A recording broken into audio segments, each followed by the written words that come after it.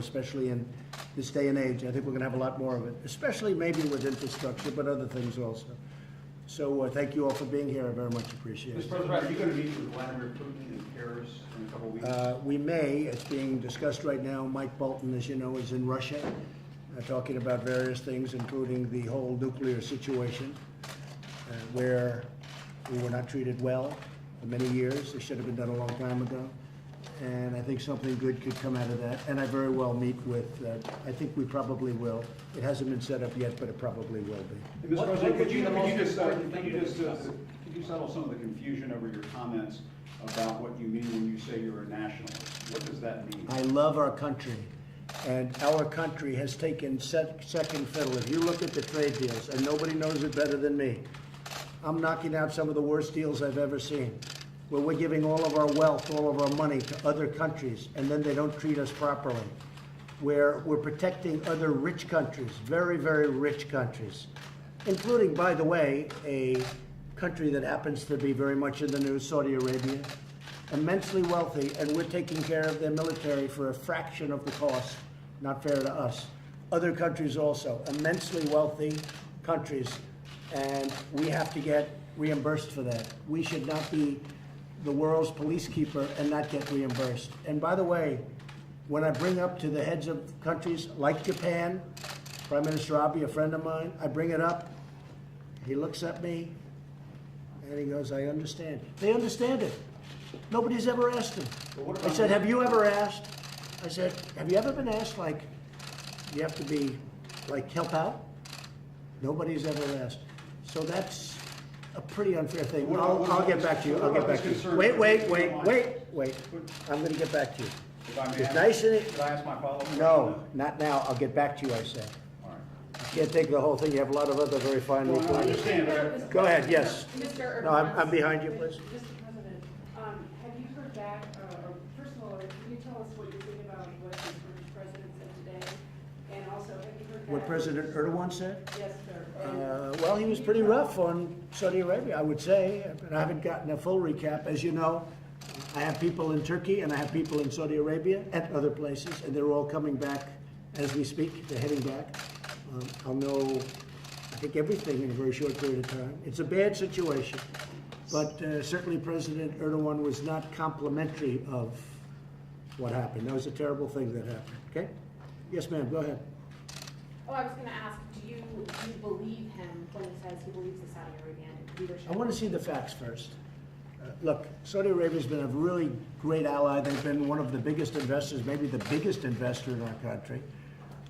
They are doing hundreds of billions of dollars worth of investments, and so many jobs, thousands and thousands of jobs. And if you look at the other side, Iran, you look at what they've done to people, vicious, horrible. And that's no excuse for what happened with Saudi Arabia, no excuse whatsoever. But you take a look, it's a rough part of the world. It's a nasty place, it's a nasty part of the world. But if what happened, and if the facts check out, it's something that's very bad. At the same time, they have been a very good ally of ours. They've been helping us a lot with respect to Israel. They've been funding a lot of things. I will tell you that Russia and China would love to have that military order. I mean, I can say it to my Democrat friends too. I mean, they would love, this is $110 billion worth of military. And Russia would pick that up very quickly, and China would pick it up very quickly, and France would pick it up very quickly. France makes a lot of military equipment. It's a very competitive market. I did a great job when I sold them. That's why I went to Saudi Arabia first. I went to Saudi Arabia on the basis that they would buy hundreds of billions, many billions of dollars worth of things. And the ultimate number is around $450 billion, 110 for military, 450 billion. I think that's over 1 million jobs, 1 million to over 1 million jobs. So we do that, we're just hurting ourselves. We're just hurting ourselves. And I know that from a certain standpoint, you could also say, well, it doesn't matter, because it is a terrible thing. But we would be really hurting ourselves. We'd be hurting our companies. We'd be hurting our jobs. And so we'll see what happens. But I should have a pretty good report, a couple of seconds. I should have a pretty good report very soon. Yes, go ahead. Mr. President, just to follow up on your comments about being a nationalist, there is a concern that you are sending coded language or a dog whistle to some Americans out there that what you really mean is that you're a white nationalist. I've never even heard that. I cannot imagine that. You mean I Never say heard that I'm a word? nationalist? No, I never heard that theory about being a nationalist. I've heard them all. But I'm somebody that loves our country. When I say a nationalist, I don't like it when Germany's paying 1% of GDP for NATO, and we're paying 4.3%. I don't like that. That's not fair. I don't like it when, as an example, we're protecting Europe, and we're paying for almost the entire cost of NATO. We're paying for a very, very substantial portion, far greater than what it should be. We have great respect for those countries, but on top of that, I don't like it when they put up barriers to our farmers, where our farmers cannot sell into Europe. They have trade barriers that make it, you guys know it better than anybody. They have trade barriers that are as severe as China's trade barriers, which will be coming down. They want to make a deal very badly. They'll be coming down. But I am very proud of our country. We cannot continue to allow what's happened to our country to continue to happen. We can't let it happen. So I'm proud of our country. And I am a nationalist. It's a word that hasn't been used too much. Some people use it, but I'm very proud. I think it should be brought back. I'm somebody that wants to help other countries of the world, but I also have to take care, we have to take care of our country. We cannot continue to allow ourselves to be duped on military and also duped on trade. With the European Union, as an example, last year on trade, we lost $151 billion. On top of that, we lost hundreds of billions of dollars on protection. So we protect and we get killed. We do the trading and they get killed. Can't do it. I want it to be fair. So I want them to open their borders. I want them to make it fair for our farmers, our companies, our medical companies. They sell medical equipment. They just put restrictions on a year and a half ago where the medical equipment can't get into Europe, even though it's better than what they have. So they have to treat us well. All I want our country is to be treated well, to be treated with respect. For many years, other countries that are allies of ours, so-called allies, they have not treated our country fairly. So in that sense, I am absolutely a nationalist, and I'm proud of it. Yes, Mr. Jeff? President, you said this weekend and yesterday that you were planning a tax. Yeah, new we'll do a tax resolution. project. We're gonna Can put you in- explain what you mean by a Well, resolution? And can you very tell simple, us very just simple. broadly how Yeah, this is going to very work, how simple. it's going to work? If you speak to Kevin Brady and a group of people, we're putting in a tax reduction of 10%, which I think will be a net neutral because we're doing other things, which I don't have to explain now, but it'll be pretty much of a net neutral, but it'll be great for the middle class. It's going to be a tax reduction of 10% for the middle class. Business will not enter into it. And this will be on top of the tax reduction that the middle class has already gotten. And we're putting in a resolution probably this week. I think you folks know about it. And Kevin Brady's been working on it very hard, really for a couple of months. We'll put that in and we'll start the work after the, sometime after the midterms. Mr. President, why the decision now to send 2 U.S. Navy warships through the Taiwan Strait? I'll leave that decision to myself and my generals and my admirals, okay? Not to you. Are you worried about any negative reaction from China? I'm not worried about anything. I don't worry about things. Mr. President, on the tax cut proposal, when you say that you want a middle-class tax cut, is that an acknowledgement that the original GOP tax cut was too heavily tilted in favor of No. wealthier Americans and corporations? No, it really wasn't. Why bring it out now? It's been great. I mean, the tax cut that we had, even if you look at estate taxes and what it's done for the small farmers and for small businesses, if you look at the past, I'm talking about the one that was passed, we're very proud of it. And what it did more than anything else, it brought jobs, tremendous numbers of jobs. That's why our job numbers, you hear it all the time when I speak. I mean, we have the best numbers, literally, we've ever had. African American unemployment, lowest ever. Asian American, Hispanic American, no matter what category you look at. Women, 65 years, lowest in 65 years. A lot of that was done by regulation cutting, and a lot of it was done by the tax plan. And that all inures, obviously, to the middle class. In addition, they paid less. I mean, they walk away with $2,000, $1,000, $4,000, a lot of money. This is in addition to that. But on this one, we're not going to do any business because we think the business is really very incentivized. On this one, we're doing a pure 10% tax cut for the middle class, in addition to what they've already gotten in the first But cut. shouldn't the middle class have gotten a bigger tax cut to begin with? Well, I didn't think we could get any more than we got. I mean, we got the max. And now because of the fact that the economy is doing so well, we feel that we can give up some more.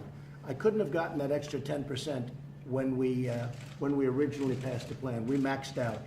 Now, and we had to take care of jobs. Jobs are very important. We gave the middle class a lot, but we couldn't have. Now, as you've obviously seen, business has done so well. We've brought in many hundreds of millions of dollars from offshore because of the tax plan. And that all went to creating Apple as an example. I was with them. They're going to be spending $350 billion on building new facilities in the United States, which is something, as you know, from a long time ago. I've been saying it from the beginning. I want Apple to build their plants here. They're going to spend $350 billion. They're bringing in $230 billion offshore because of our tax plan.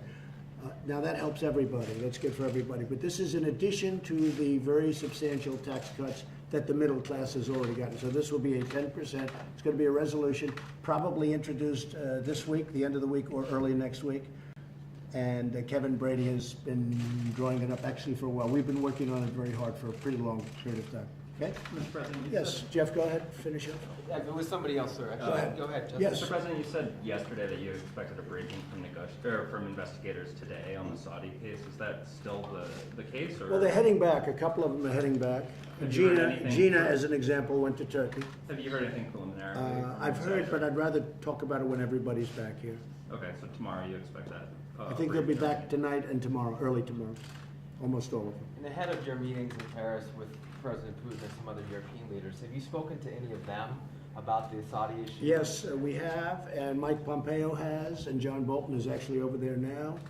We've spoken to many of them. They are, nobody likes what happened, let me put it that way. There's nobody that said, oh gee, that's wonderful. They were all very angry about it, and they're very upset about it. Nobody more so than me.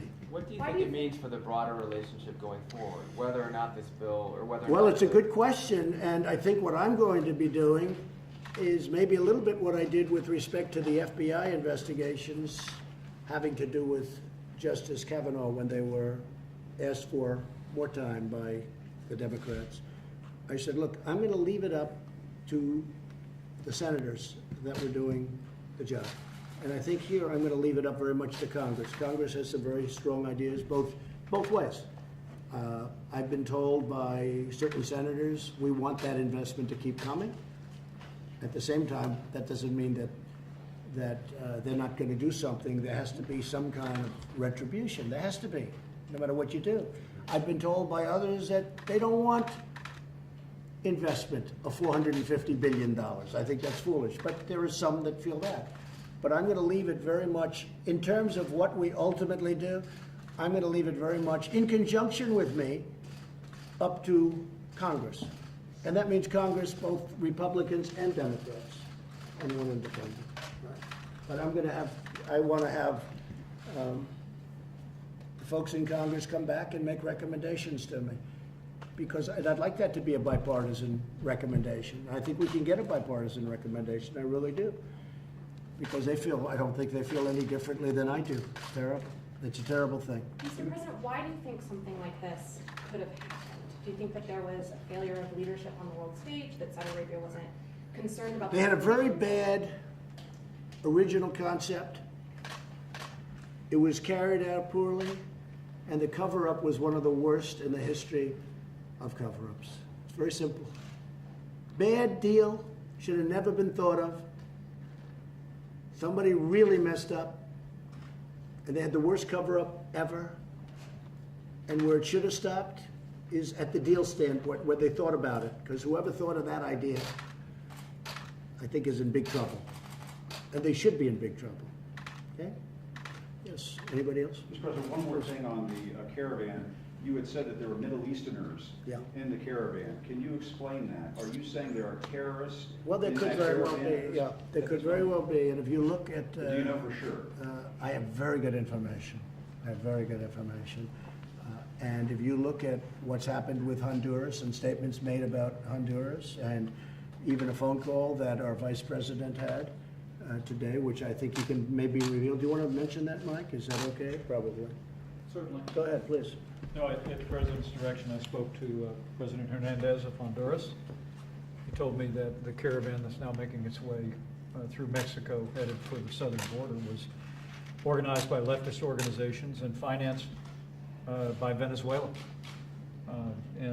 We, as we've said. And the Democrats, maybe? And the Democrats? Well, Where's the proof of I'll give you this that? pen. I'll give you the pen. Mr. President, I know, it sounds like you're teasing about that, but where's the proof that Democrats are paying for this caravan? Why would they pay for a caravan? You know to what? come up We're 2 gonna, weeks before you're the gonna visitors? find out, and we're gonna see, well, maybe they made a bad mistake too. We're gonna find out about that. What else did they say, Mike, about ISIS? Did they say something? well, just that it's been organized by leftist groups. They've made their way north. Once they crossed into Guatemala, now crossed into Mexico. There's some estimates north of 7,000 migrants, so the group is growing. The United States of America intervenes and prevents 10 terrorists or suspected terrorists from coming into our country every day. So it is inconceivable that there would not be individuals from the Middle East as a part of this growing caravan. And what the President's determined to do is put the safety and security of the American people first.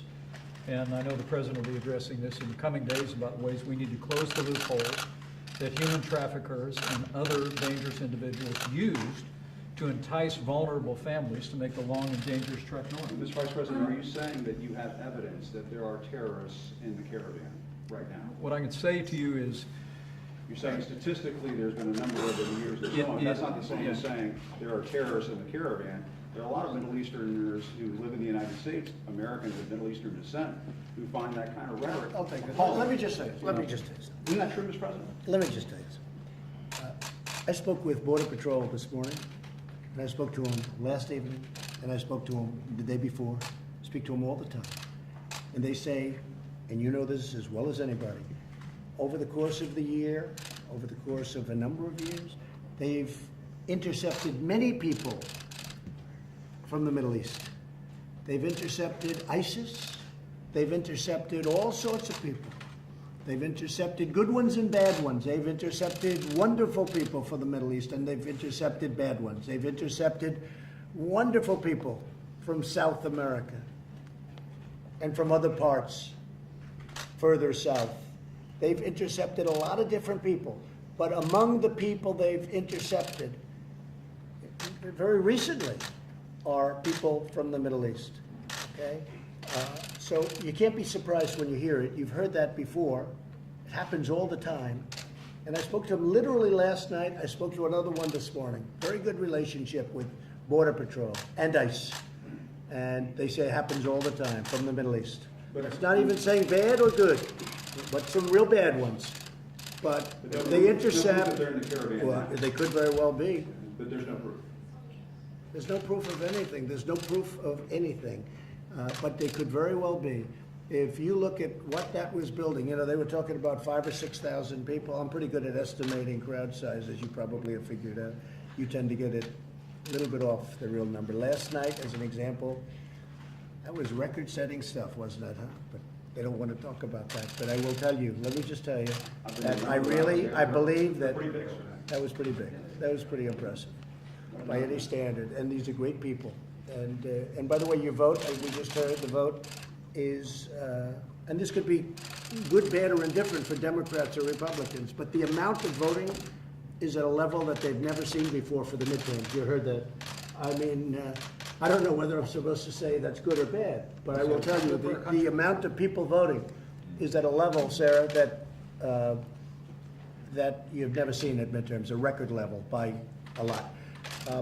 So I think there's a very good chance, honestly, that you have people in there. I also think there's a very good chance that over a course of a period of time you have, or they don't have to necessarily be in that group. But certainly you have people coming up through the southern border from the Middle East and other places that are not appropriate for our country. And I'm not letting them in. They're not coming in, all right? They're not coming in. We're going to do whatever we have to. They're not coming in. And you don't think you're pouncing on this to try to stoke No, not at all. fear and cause alarm to drive up? I'm the a base? very non-political person, and that's why I got elected president. Do you share the assessment that the caravan is financed by Venezuela? That you said, Mr. Vice President, that the President of Honduras said that. Do you share that assessment? President Hernandez, when President Trump asked me to call the President of Honduras when this caravan was initiated, he told me that it had been organized by leftist groups in Honduras that were being financed in part by Venezuela, and organized by human traffickers who have no regard for human life, organized by dangerous gang members that are moving people north.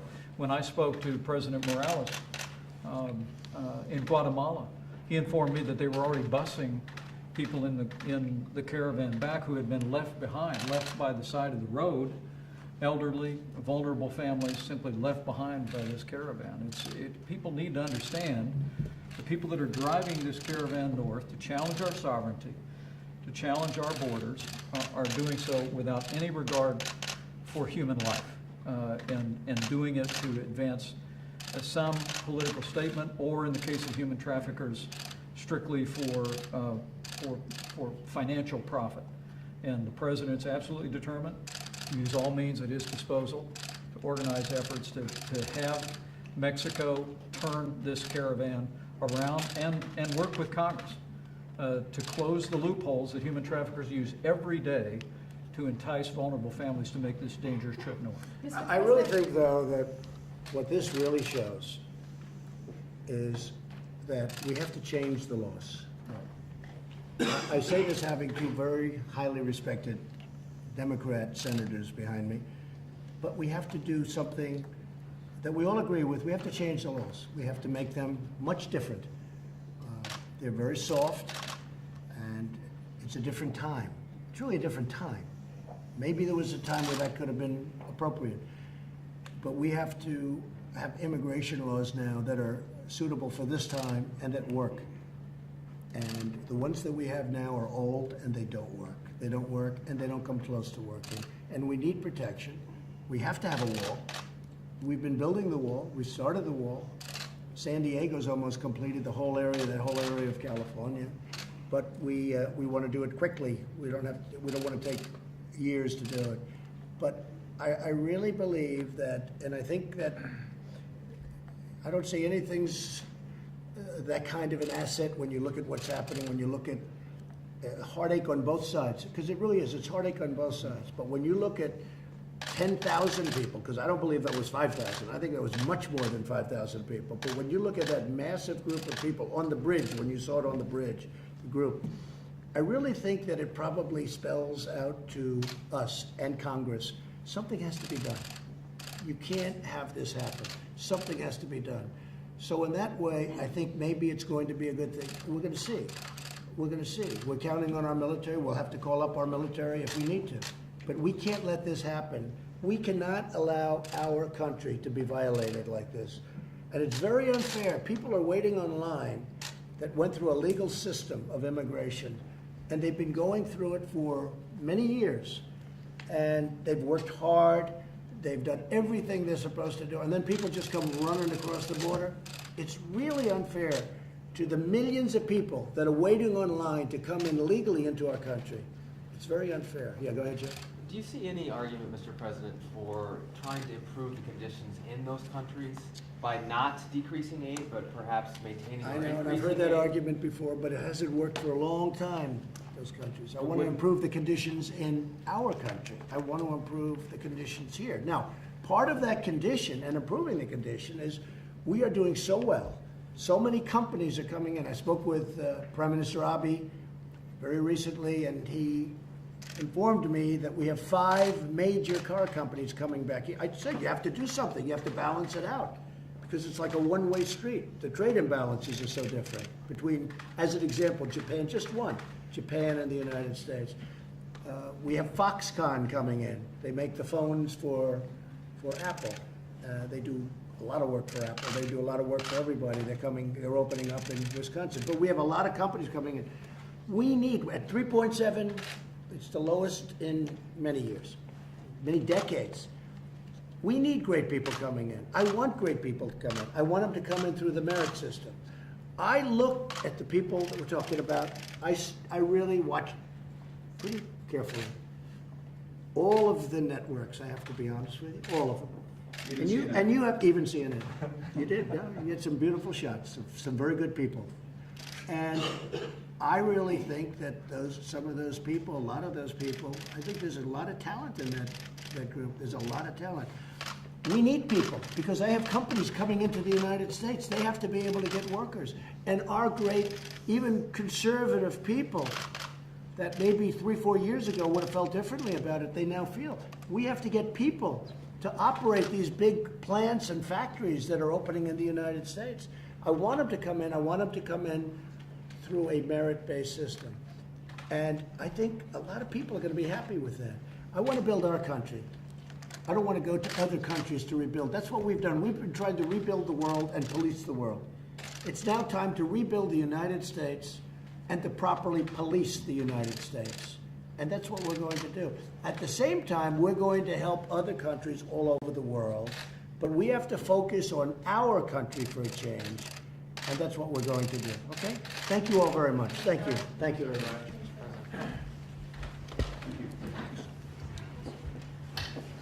Thank you, Jim.